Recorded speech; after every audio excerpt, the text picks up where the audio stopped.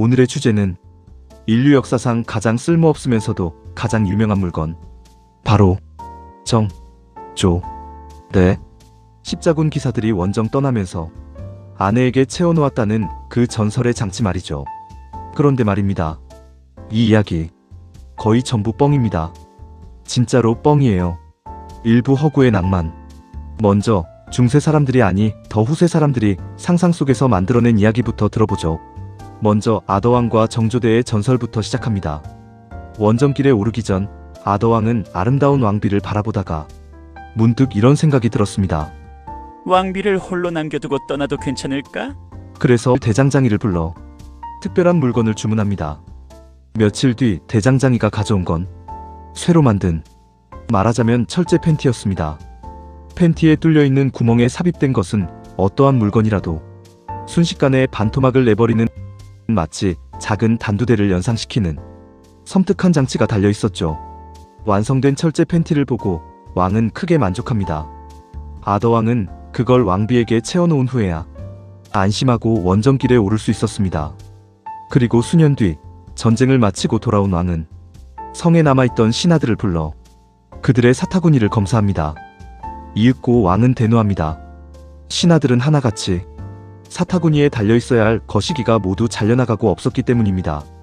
그런데 단 한 사람, 갤러에드경의 거시기만 멀쩡했습니다. 왕은 감격해서 그에게 한마디 했습니다. 갤러에드경, 역시 믿을 수 있는 신하는 오직 그대뿐이었단 말인가. 나의 전 재산을 그대에게 상으로 주겠네. 그러자 갤러에드경은 아무 말도 못하고 그저 감격의 눈물만 흘리고 있었습니다. 왕이 다시 물었습니다. 나의 상금이 탐탁치 않아서 그러시오? 뭐라고 말 좀 해보시오. 그러자 그가 어버버버하고 뭐라고 중얼거렸는데, 뿔싸. 그는 혀가 잘려나가고 없었던 것입니다. 두 번째 이야기는 열쇠를 바꿔달라는 친구에 대한 이야기인데 또 다른 중세의 농담 중 하나입니다.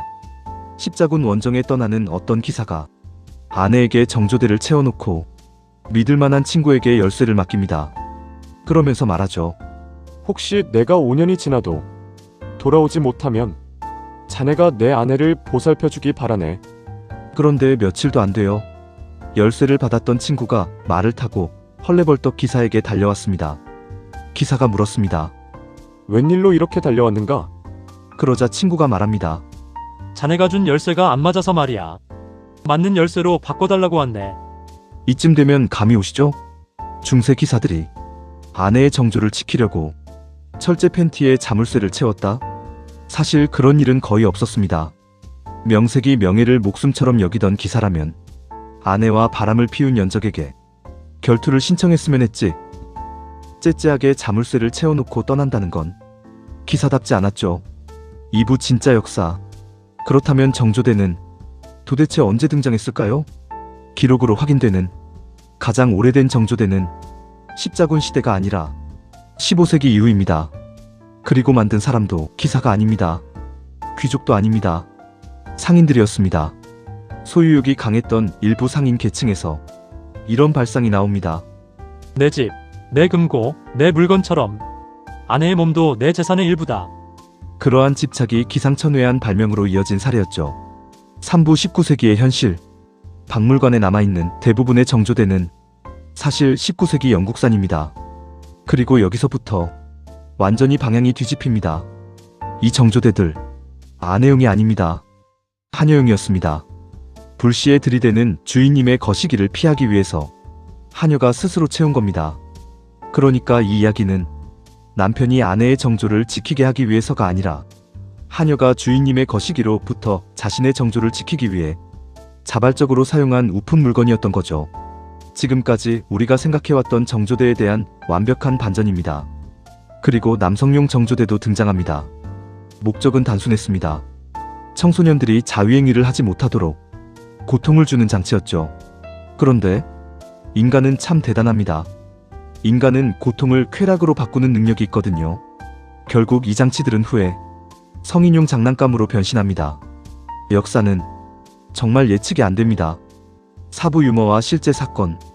빅토리아 시대 사람들은 정조대를 보면서 섹스와 도덕을 풍자했습니다. 어떤 학자는 정조대를 이렇게 불렀습니다. 19세기의 폭발형 러브돌이라고. 농담치곤 좀 과격하죠? 하지만 현실은 웃을 일이 아니었습니다. 1934년 프랑스. 실제로 한 남편이 아내에게 정조대를 채운 사건이 벌어집니다. 결과는 어떻게 되었을까요? 법원은 단호했습니다.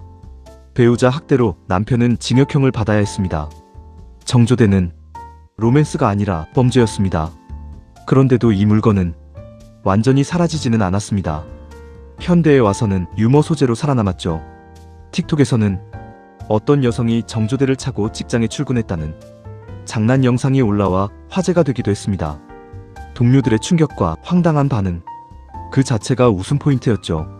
엔딩.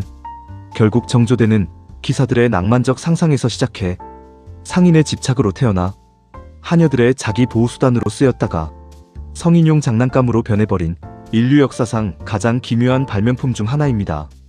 쓸모는 없지만 이야기거리로는 끝내주는 물건. 역사적 사실은 별로 없는데 풍자와 개그로 넘쳐나는 존재. 이게 바로 정조대의 진짜 역사였습니다.